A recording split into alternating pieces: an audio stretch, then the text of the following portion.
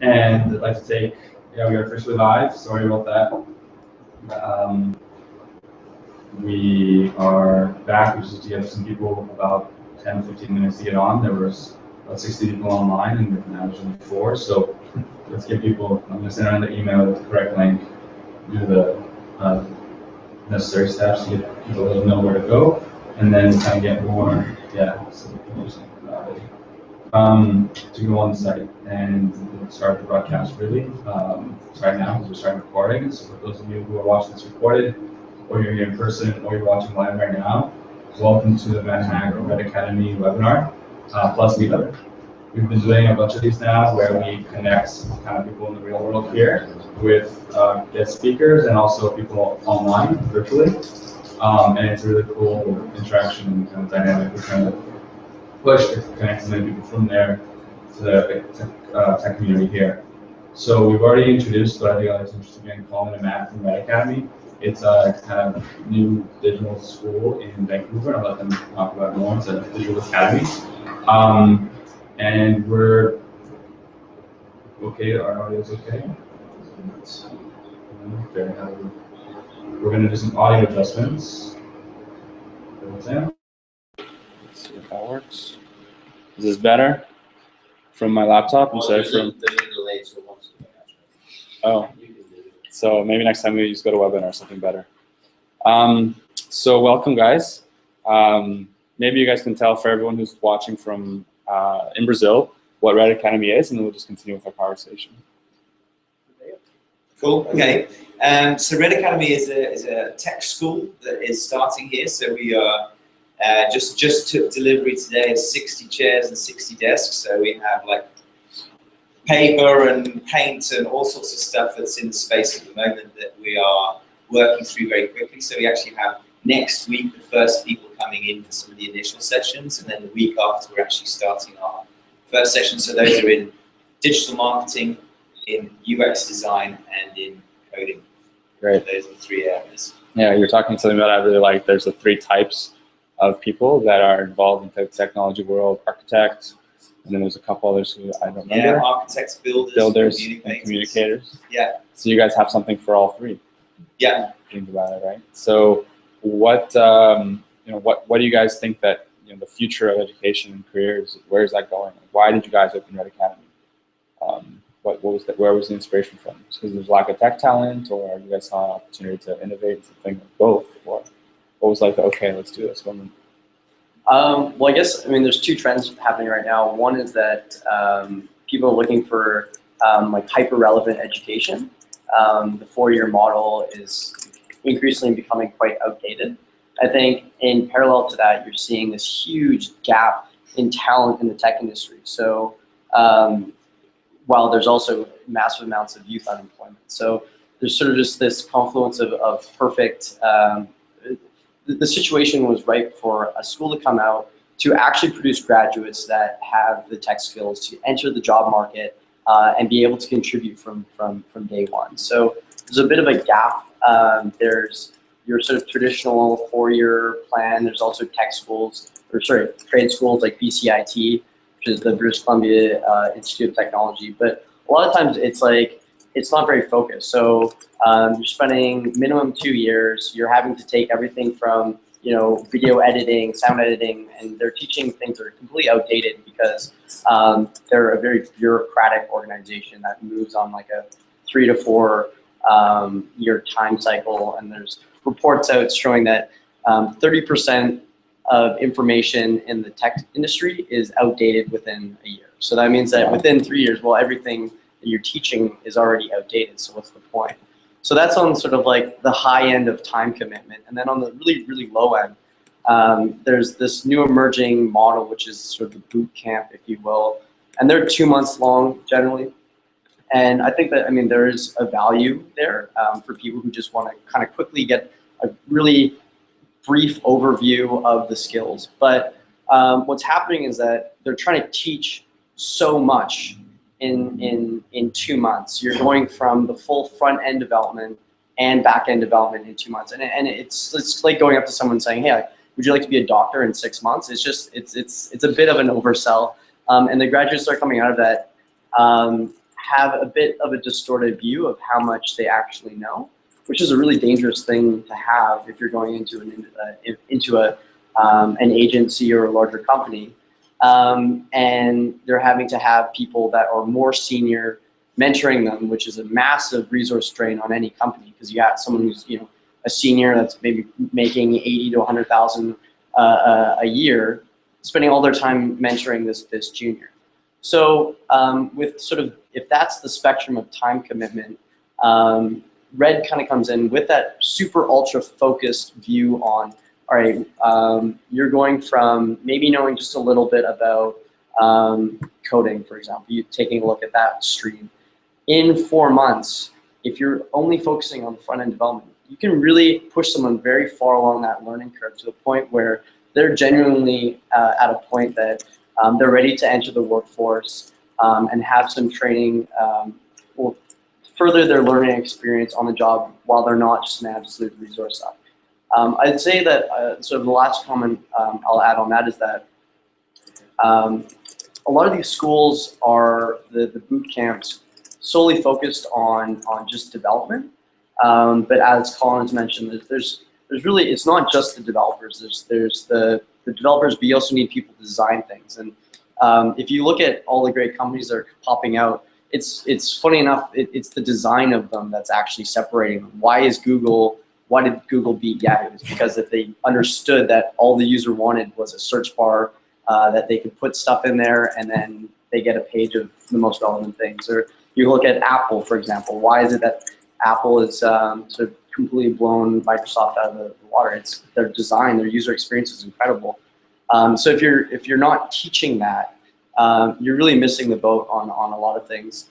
And increasingly so, we're seeing that digital marketing is a skill that, if not, I mean, it's a role unto itself. People, you have companies that need digital marketers, but there's so many jobs and companies out there that are looking for people to round out their skills in digital marketing. So if you're in PR and you've been doing PR your entire life, well, the expectation is, okay, I know how to put out a press release, and then I can also track what's the ROI, the impact on my work. And that's just one example. We've seen countless other sort of different careers that are needing to kind of keep pace with this increase in expectations of how much you need to know in the digital realm. Amazing. So I was just want to take notes on everything that you're saying. I feel like someone can do that. Like I think that everything you guys are saying about these trends, I totally like. Who here agrees or has another opinion? Does anyone have a question so far? How do you look at these trends from the beginning? How do you start to know? And after you start to see them, because you're telling about your history before people work with trends, what are some of the common denominators that you're using for Red Academy to identify the trends? We did that research report. Yeah, I mean, if you're talking like very broad trends, No, relative to what you're doing. yeah, I mean, I'd say like local trends. You can see technology trends. You can we looked at a whole lot of job postings in Vancouver, and we analysed like how many times certain technologies were appearing to determine, should we be teaching Ruby on Rails, should we be teaching PHP, ASP, which areas are there jobs for? Yeah. So you're working at that, a lot of database stuff.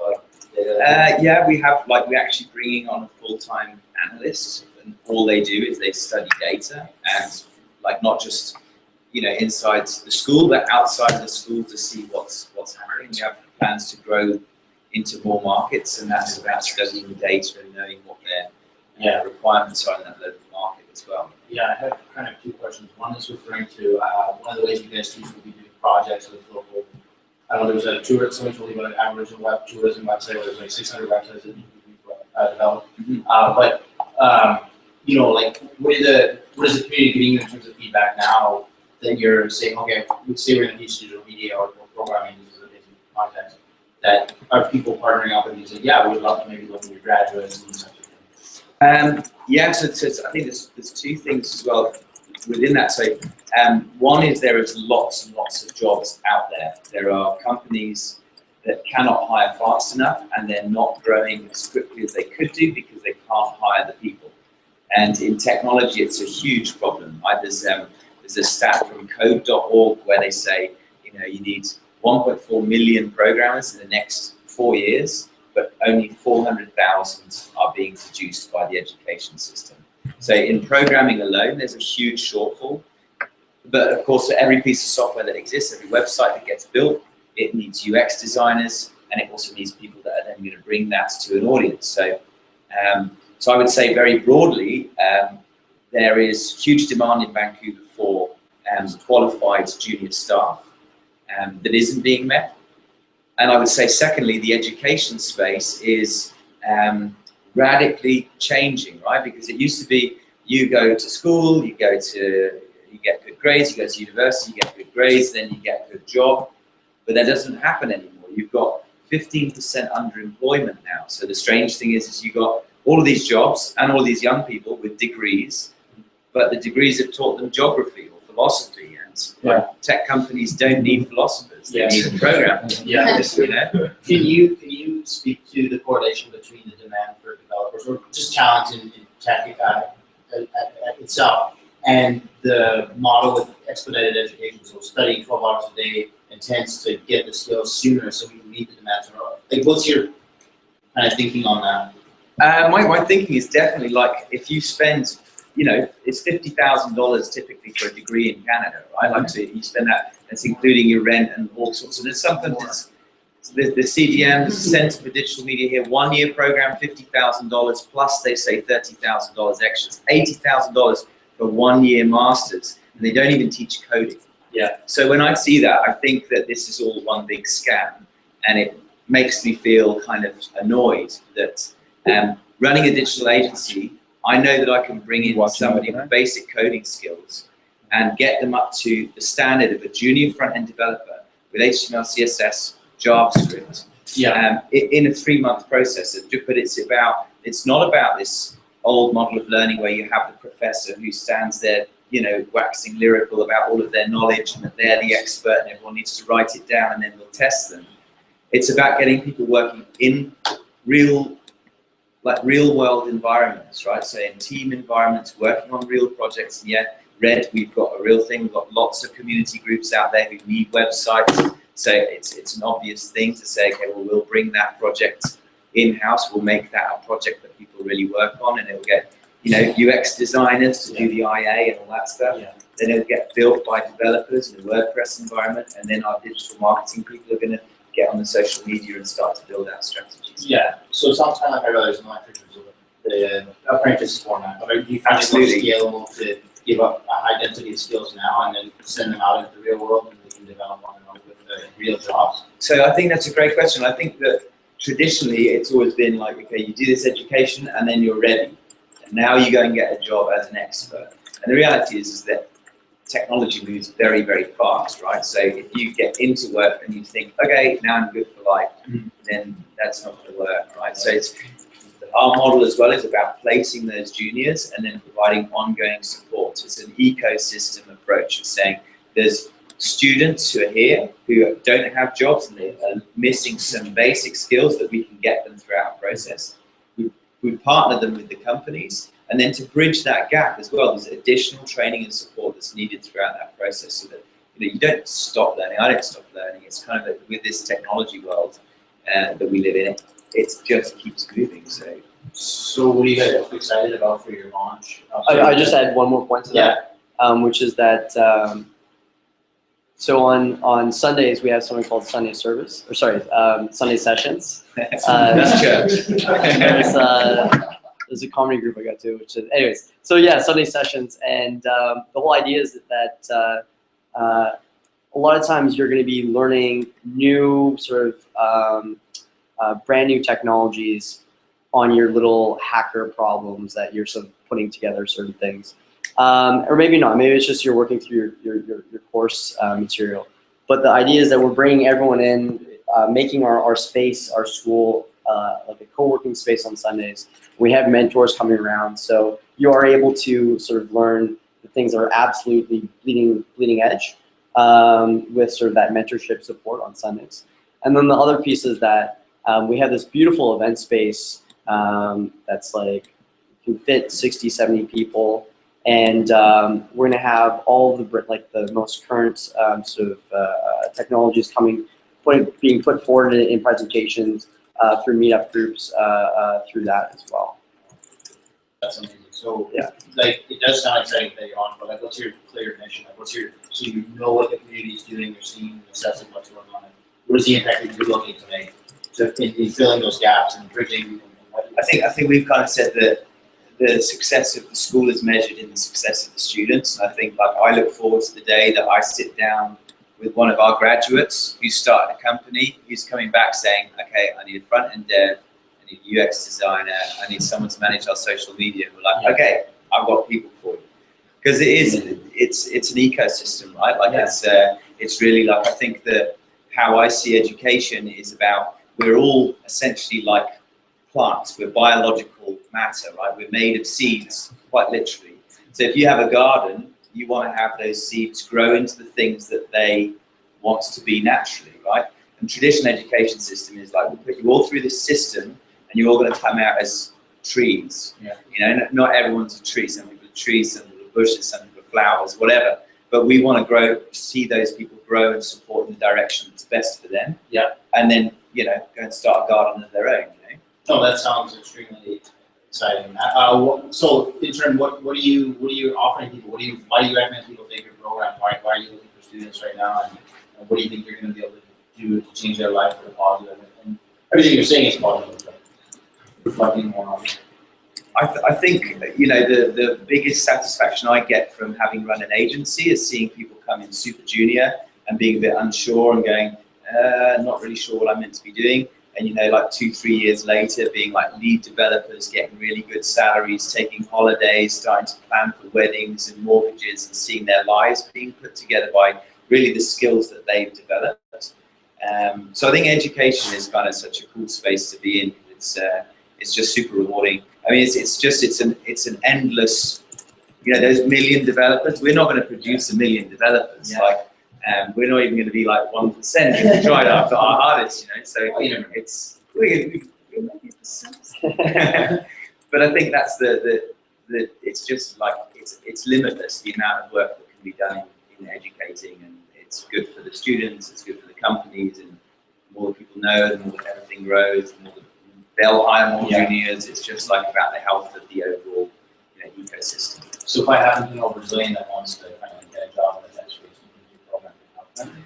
I do. I mean, I'd like to know more about the, like being an international person, having come to Vancouver myself. I think that there is, you know, for whatever reason, there is governments that decide, okay, well, this person deserves a piece of paper and this one doesn't deserve a piece of paper. And, you know, we've kind of like put lines on the world map and said, this is one country, this is another. But I mean, essentially, I've got family all around the world. I think it should be much freer. I think people should be able to go and live in the country where they can contribute. I think the mentality is often like, oh, we don't want people coming in here and stealing our jobs. But that's actually a stupid way of looking at it. The real scientific truth of it is if you bring in smart people that contribute to your economy, that pay more taxes, that employ people, then you're going to have a much healthier economic system overall.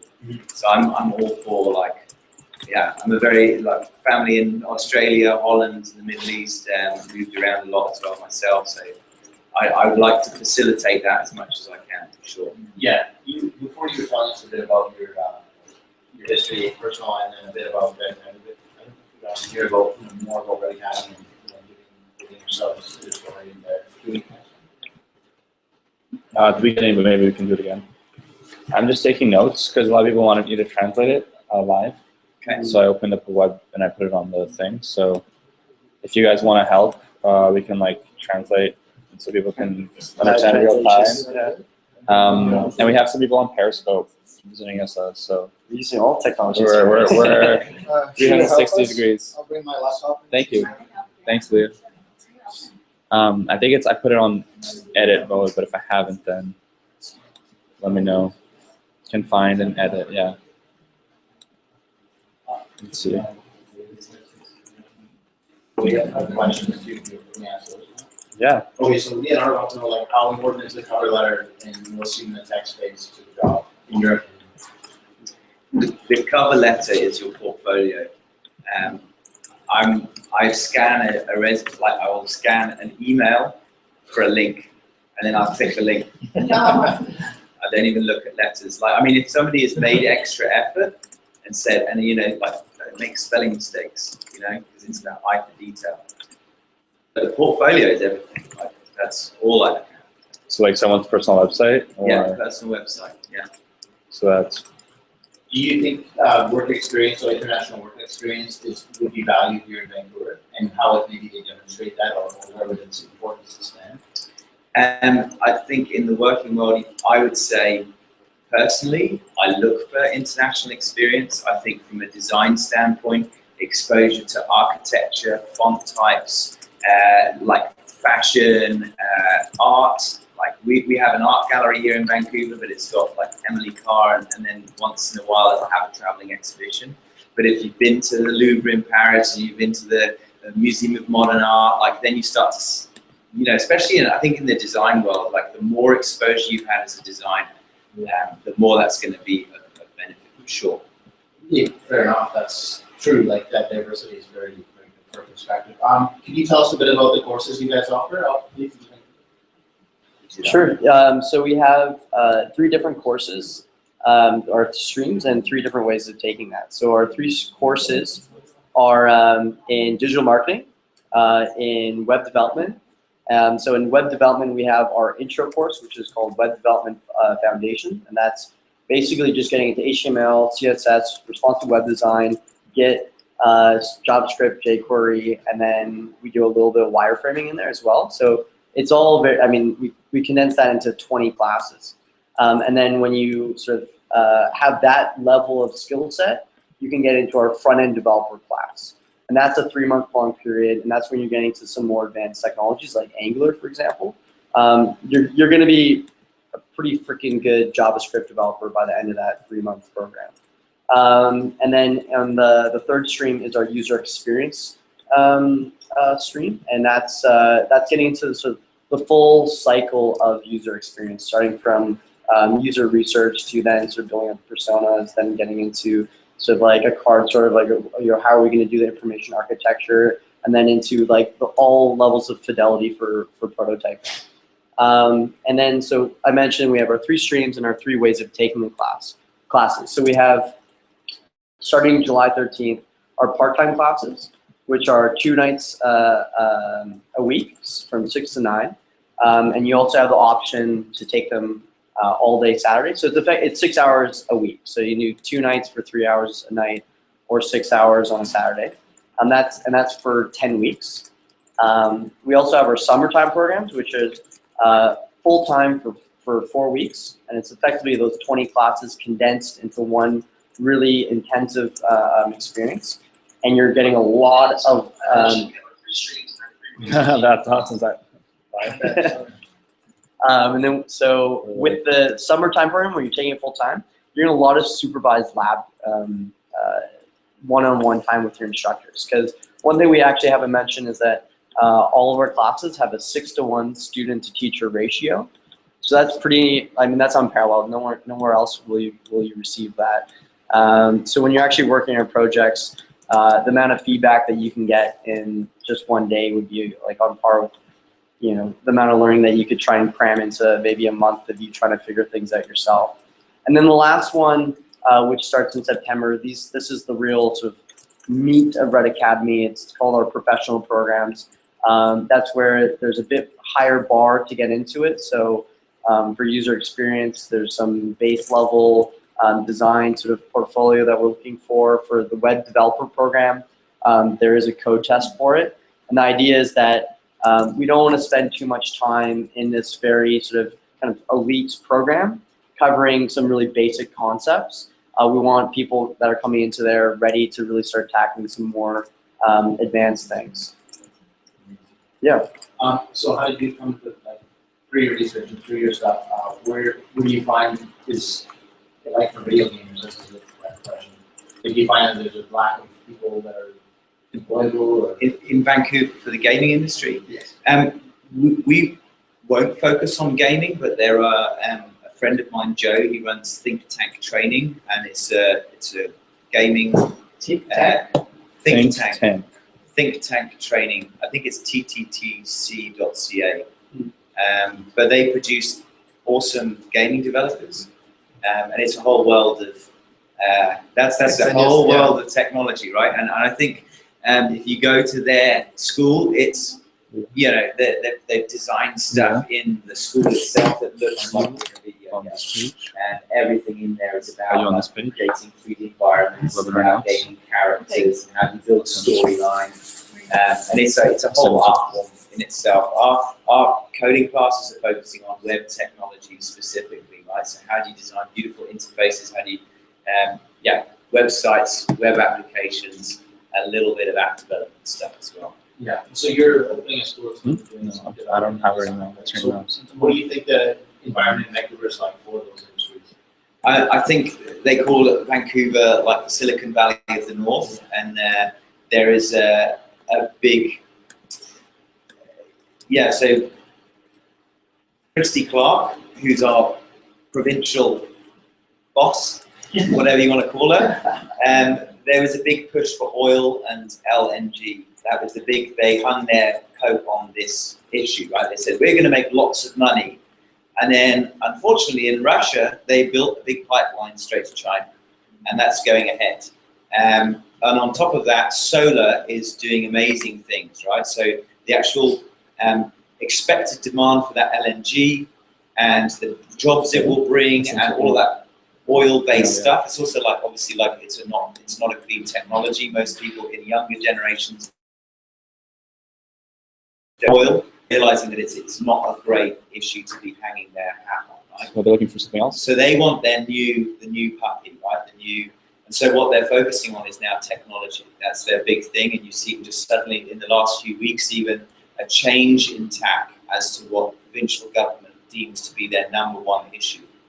And it's the same with the Vision Party. They've been very supportive since they're very understanding of what needs to happen to support tech companies in Vancouver. It's the fastest growing industry. It's bigger than forestry and mining put together now. You've got some amazing companies in Vancouver. You've got a company that's building the world's only commercially viable quantum computer, a company called D-Wave.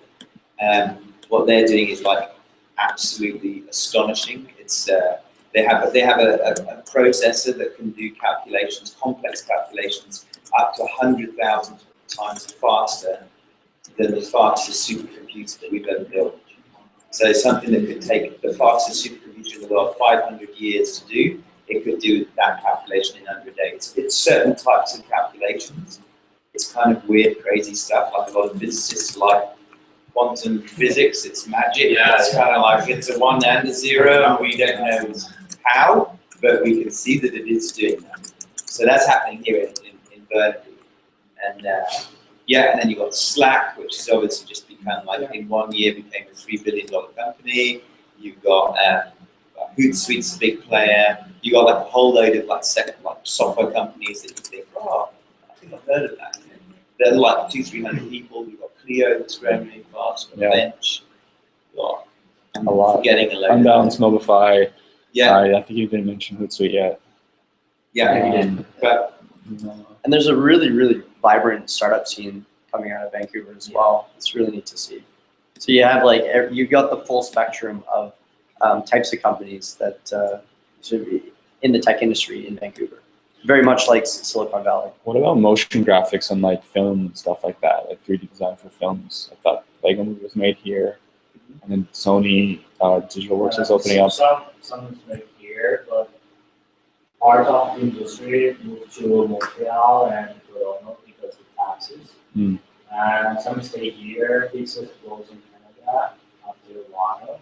Yeah, but it has a lot of marketing actually here. But you have to see which kind of area because it's bigger field actually. You have a lot of options.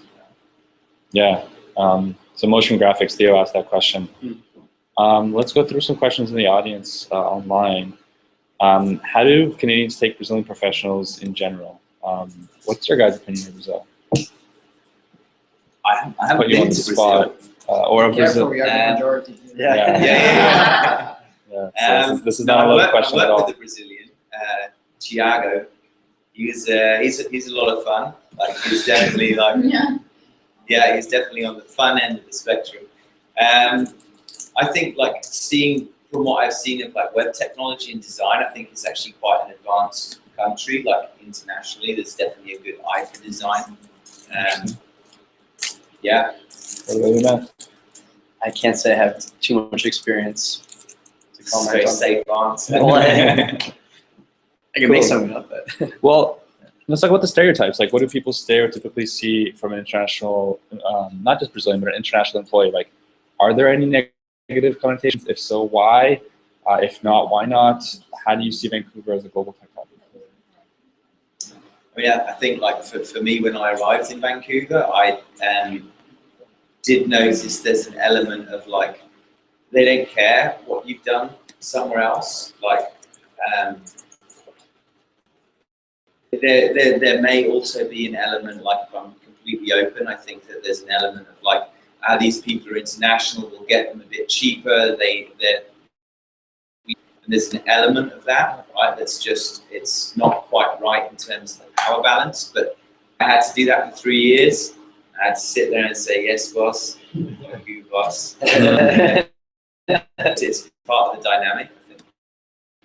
But what I would say is that the most places in the world, I sound English, and I kind of talked to Canadians about it, like, I'll never be a real Canadian, even if I get my citizenship, I won't be a real Canadian because I won't sound Canadian. And every Canadian says, no, you'll be a real Canadian.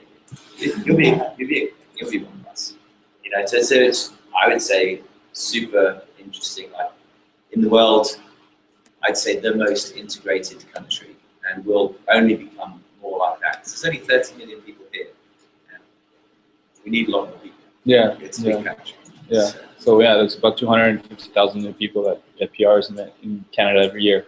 Wow. And that number is That's projected like to grow. 1% of the country added every year. Yeah. So one in 100 people.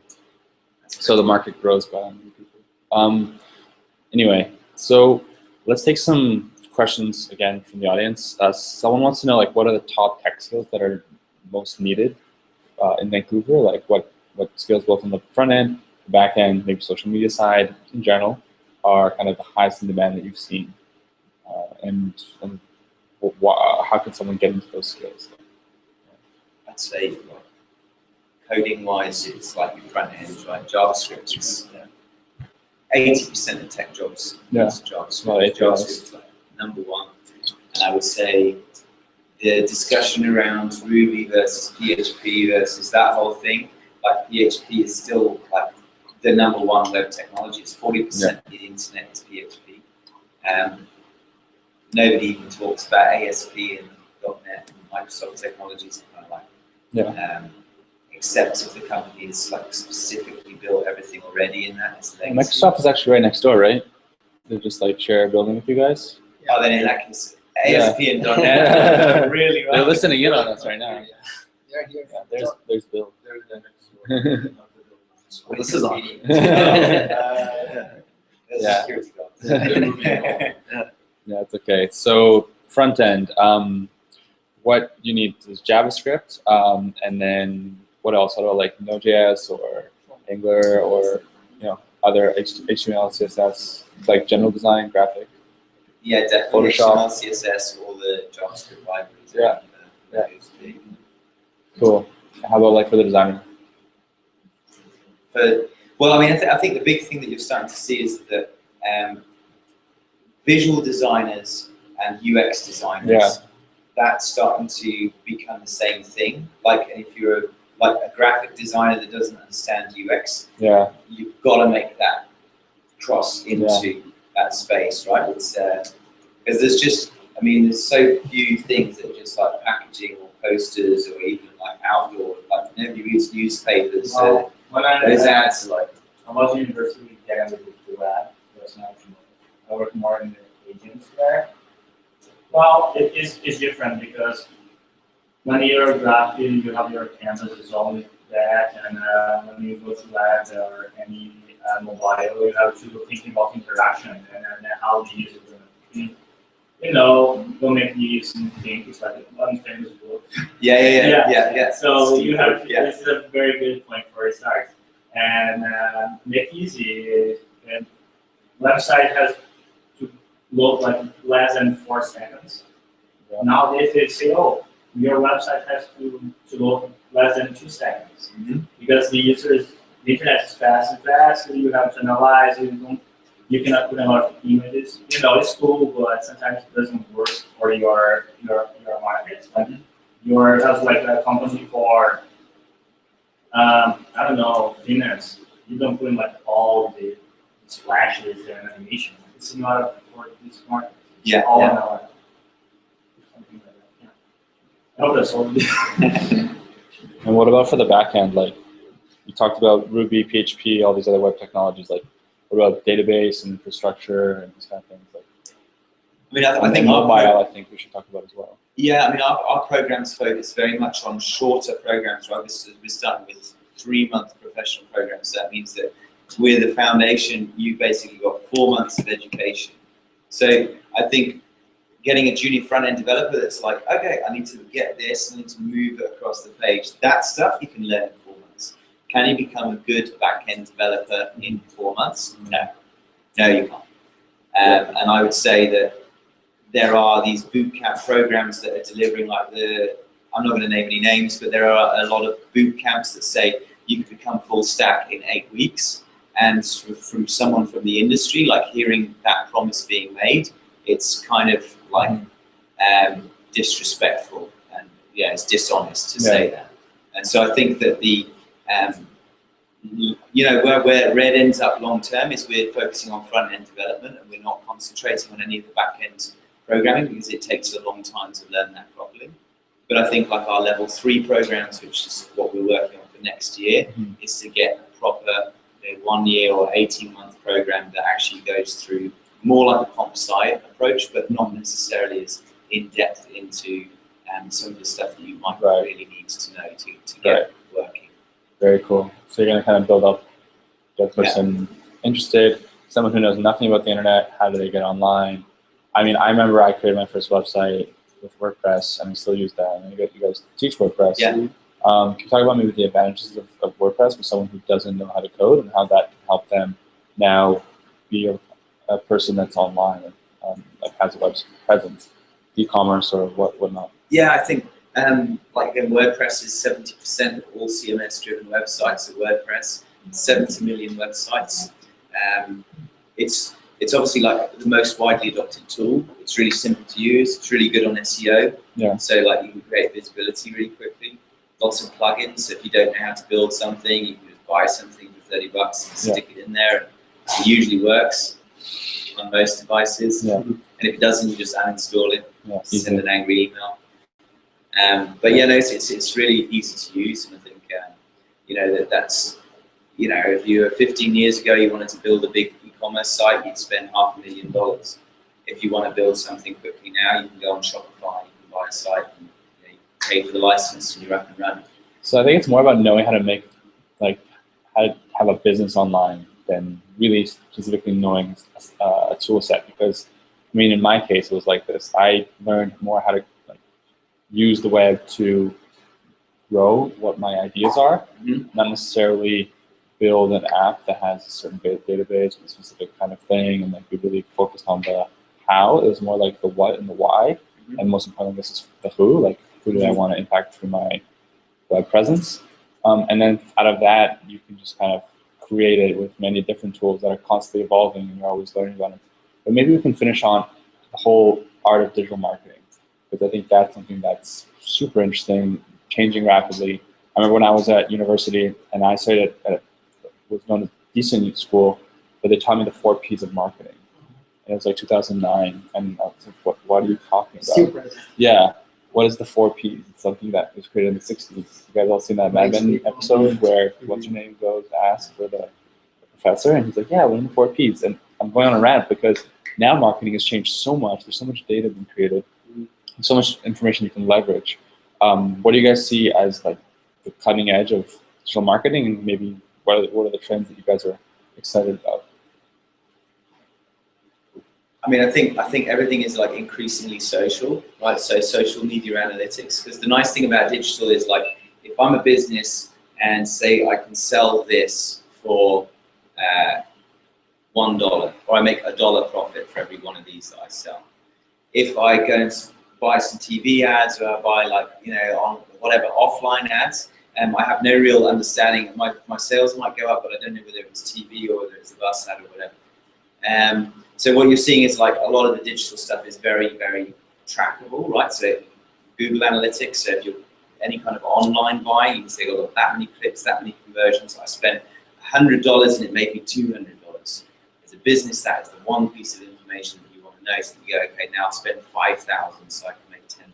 Right? So you want to know that gearing for your marketing spend. So with social media, it's been kind of a bit vague, right? You put something online and then some people share it, but how many people really shared it? And so you're seeing a lot more tools coming in, like Hootsuite's developing a load of them, but there's hundreds of different tools out there that are about social media analytics. Yeah. It's how can you, you know, it's online is really just a digital representation of what happens in the real world.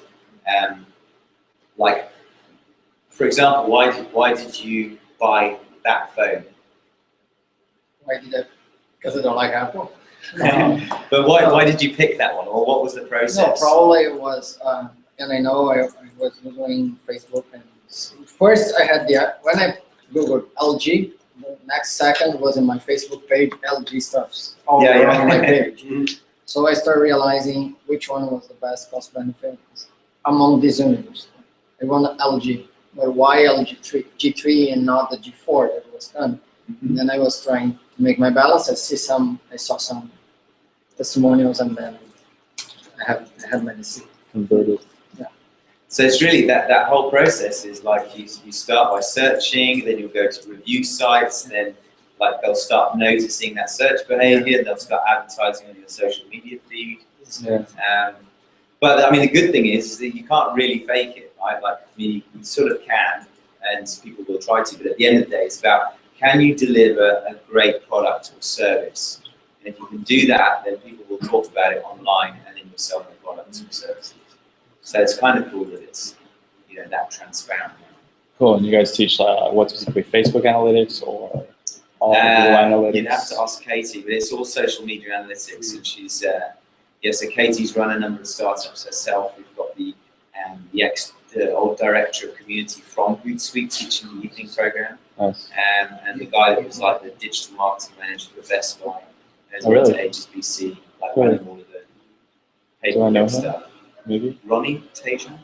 Doesn't ring a bell. Ronnie, I never met him. I was working on the e-commerce side, not the digital marketing side. Very, very jolly Indian guy. Oh yeah. Yeah. I met him at the thing. Okay, yeah. He's from Best Buy, right? Yeah, He used yeah. to work at Best Buy. Yeah. When did he? Yes. Yeah.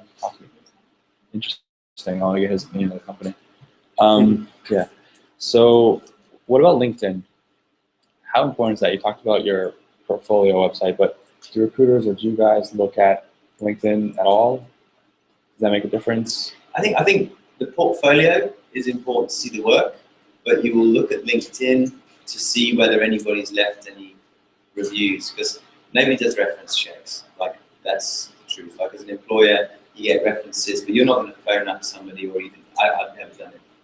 But I will go on someone's LinkedIn profile and just see, like, have there been more than one person saying it's a good guy, a good person to work with.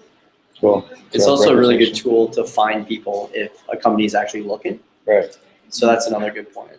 So, have you ever used it to look for talent, or do you know how the process works? Yeah, I mean, we were looking for instructors at Red, and we were going through sort of all the different people that we know through our LinkedIn network.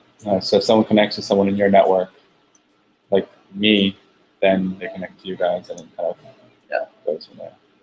Cool. So, guys, any other questions? We're gonna have like 10, 15 more minutes left. I have a question. Of course. I went to the press straight online, and I started having like an interview with them. Here, so you're saying that Red Academy hopes to increase the number of women in the tech industry. Yeah. So how do you see that? So in the right range, I mean, coding and digital marketing. Yeah, So digital you- marketing, we don't have that problem really. Because, Yeah, I it's know actually fairly even. And in design, it's better. But I think with coding, like girls get told at a young age, like you can't code, that's Yeah. boys' stuff, right? Like all three of our lead instructors are girls. It wasn't by design; it just happens to be that way. And I mean, I think it's one of those things. It's not so much that we're like, you know, women should be in tech. It's just that like anybody should feel comfortable in tech. And I think there's lots of companies that can be very like WASPy, as they call it, white Anglo-Saxon Protestant males, and you see that a lot in business, especially in the higher levels of business, and that sets a culture that's kind of like, no, this is kind of how we do things, and like people have to fit in.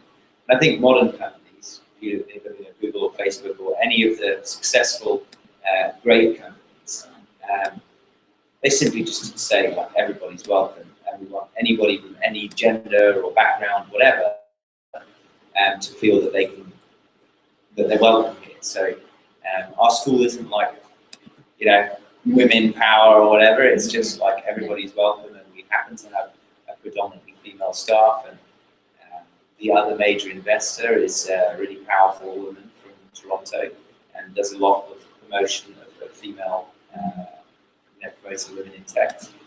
So it's one of our agendas. So we do have a discount for girls who want to get into coding and professional programs. Yeah, I like that too. That's cool. Support that Yeah. a little bit more. So who's like a perfect student for you? Like, where should they be in their mind? Like, what stage should they be in their life? Like, what should they looking to be wanting to do? Like, who are you guys looking for to join? Well, we've seen like 3 very clear personas come out. There's definitely a group of people that are graduating from university that don't feel like they have enough work-ready skills. The sort of anthropology grad, that's like, oh my God, there's not a lot of anthropologists that need it. So there's that person.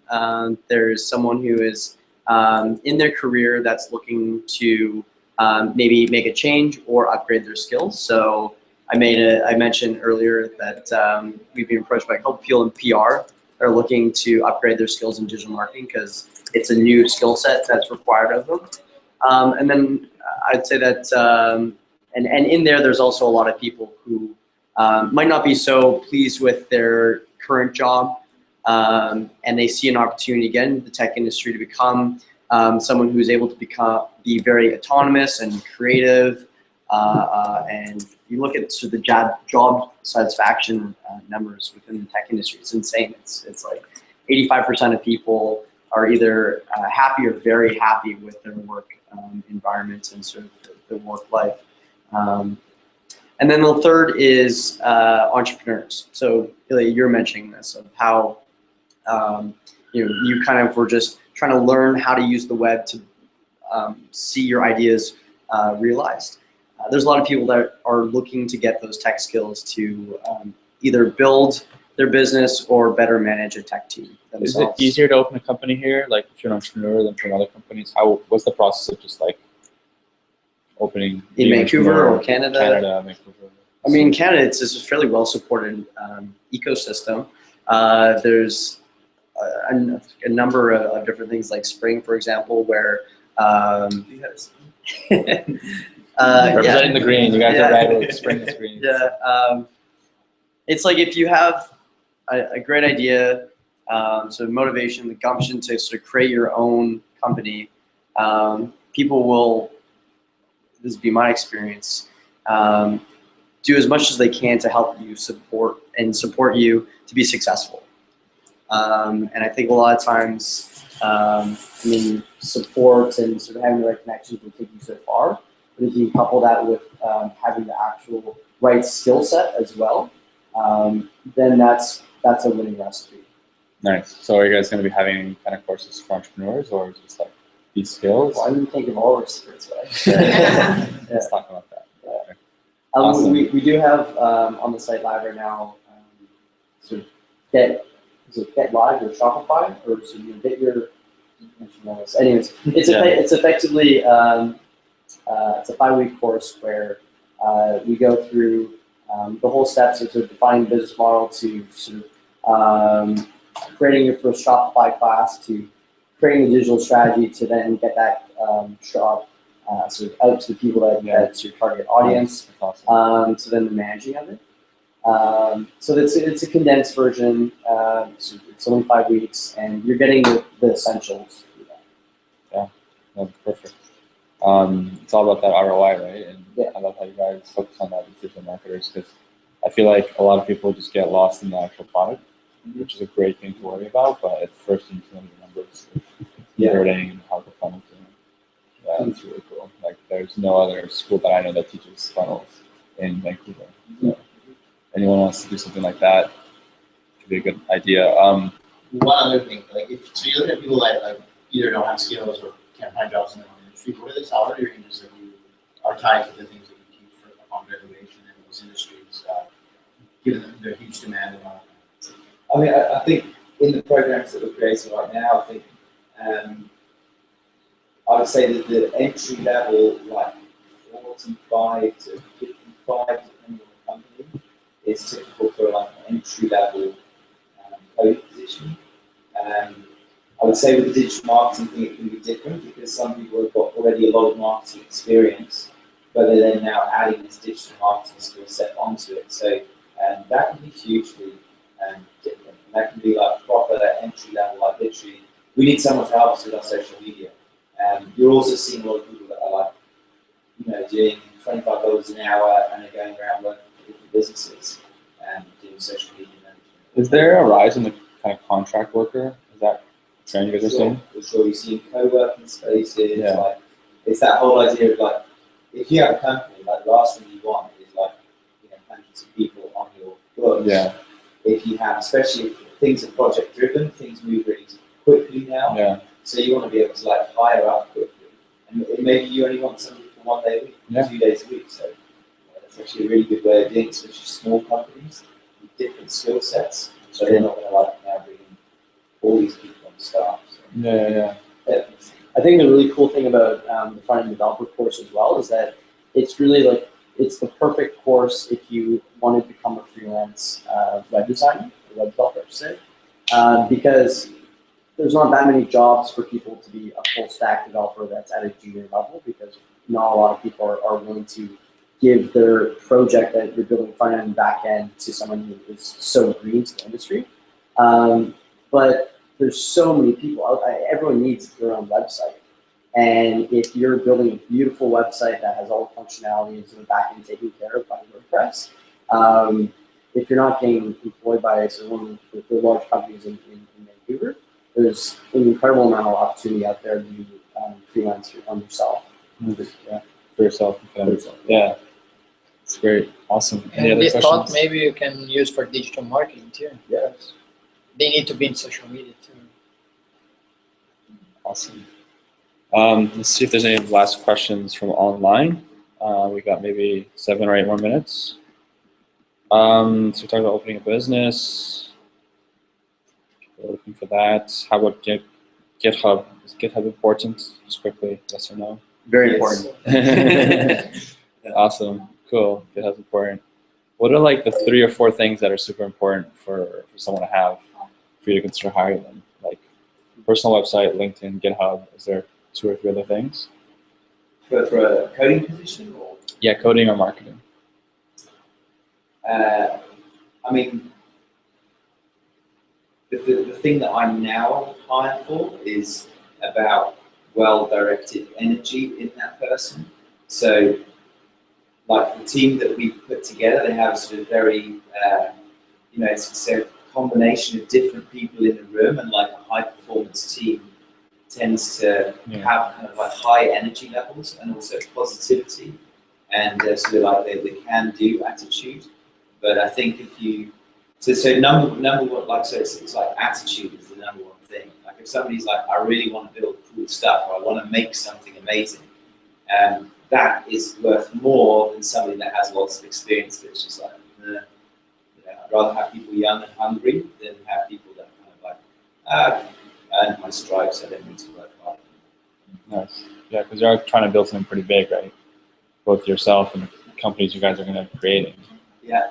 Yeah. So Hopefully. yeah, it'll happen. Yeah. So, how can someone participate if they want to get started at Red Academy? They talk to one of you guys or someone else? Is there an email I can write into the chat?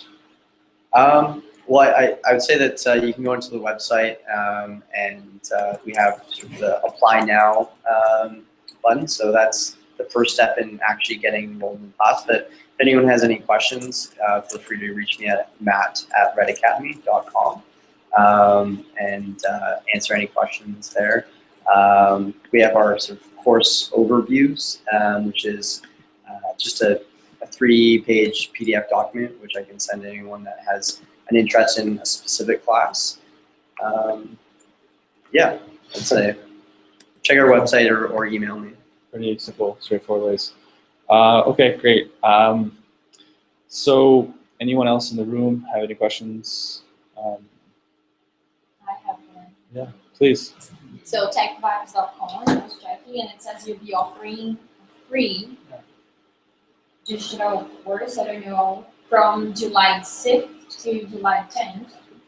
So what's it about? Can you tell me more about that? Yeah, so next week we're doing, we're basically opening the school up, and we have free classes in everything that we're teaching, but really just at entry level.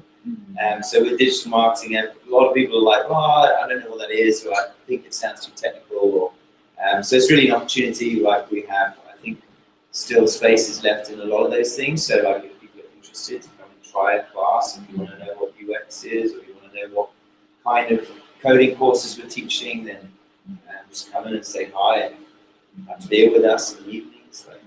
Can we just show up, or should we apply online as well as online, so make sure that you're booked in. Yeah, Okay. there's limited places. So if you go on our website, we've done a homepage takeover, and you just click on book your spot now, I think it is. Yeah, you find it there. Yeah. Cool. It'd be really cool if we can bring some guys from Brazil to do some courses too. It'd be great. Yeah. And maybe we could go to Brazil to.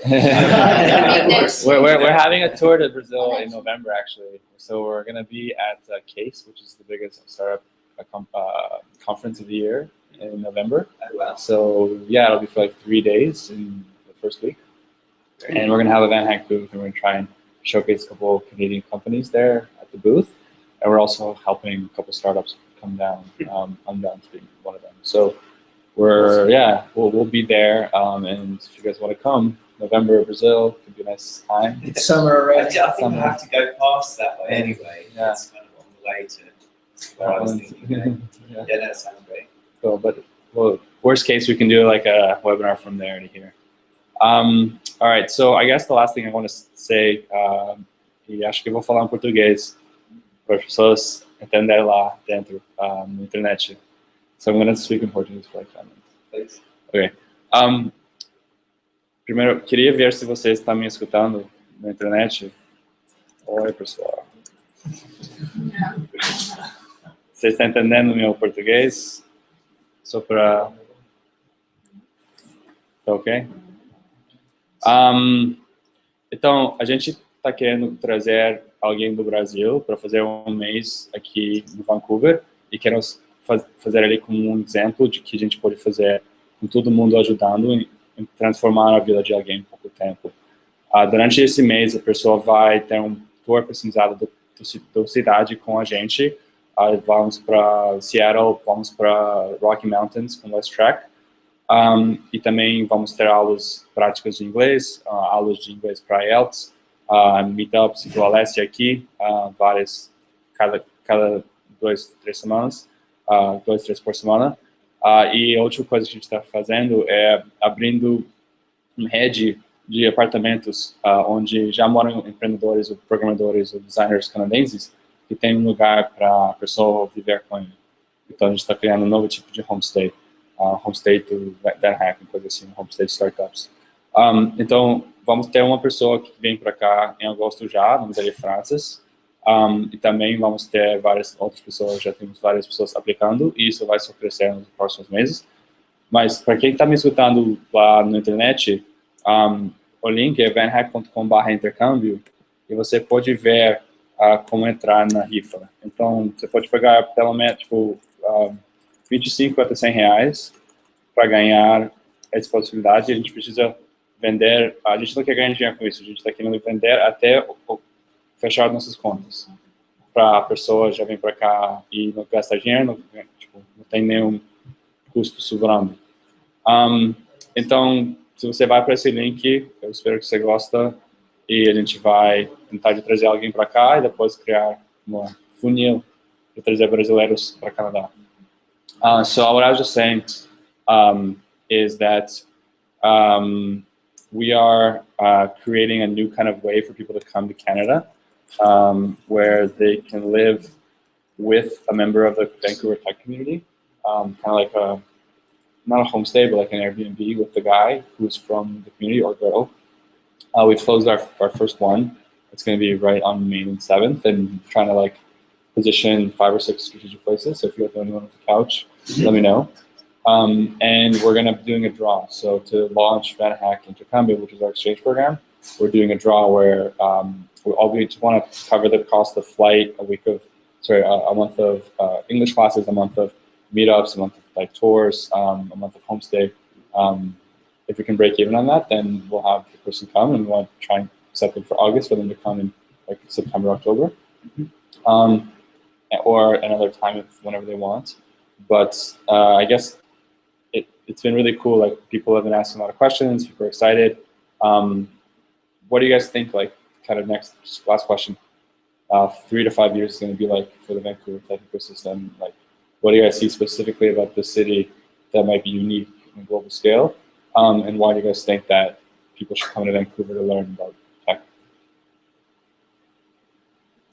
3 to 5 years, eh? That's a long time in tech.